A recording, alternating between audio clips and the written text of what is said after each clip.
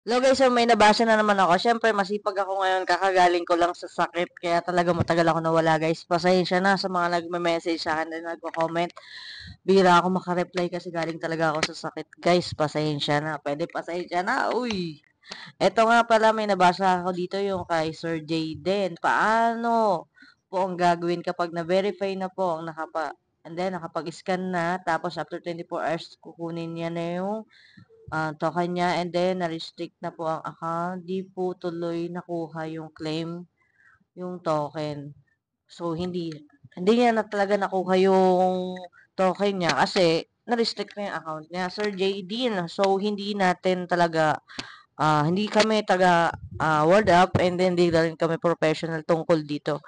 So, base lang sa nakikita namin, baka meron ng mga violation or nangyari na aberya talaga dyan sa account mo. Kaya, na-restrict talaga yan. So, napakadami talagang nare-restrict guys. So, hindi talaga natin or wala pa talagang binabagsak sa puro sa mga pupunta or meron talagang appointment, ingat na lang din so nawala yung makukuha nating ganyan.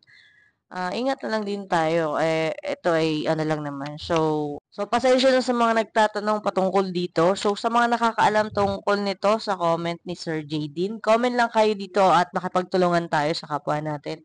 Kasi sayang din naman, 'di ba? Nag-effort tayo na pumunta doon and then wala tayong nakuha. So, sa mga merong ng idea and then kasi hindi naman tayo ganun ka-professional guys. Pasensya na talaga ha. Hindi tayo taga word up. Okay? Word up, hindi word up. Sorry, nabubul din ako minsan. So, yan lang muna. Sana nasagot natin Sir Jaden. Pasensya na ulit. And then, bawi na lang tayo. Siguro kung gusto mo, gamit ka ng ibang device. And then, yung kapatid mo, yun na lang. And then, magtulungan kayo. So, wag nyo na ulitin. And then, yun lang. Okay, sa mga makakatulong sa amin, kay Sir Jayden, shoutout sa inyo. Comment lang kayo dito sa baba para sa mga may idea na. Nakagawa na tayo ng step by step dito, pero yung mga magtatanong pa na hindi na talaga na-back upan, so sorry po talaga. Tinry lang natin to kasi gumagana sa iba. So sa mga hindi gumagana, pasensya po talaga. Hindi po natin kontrolado lahat. Okay, wag po kayong magalit. So hanggang dito lang muna guys. Oh, yun lang muna. Peace out. Sana nasagot natin. And then, marami tayong mga tutorial dyan, guys, patungkol dyan. Kung mga nagtatanong kung paano or in English ko lang.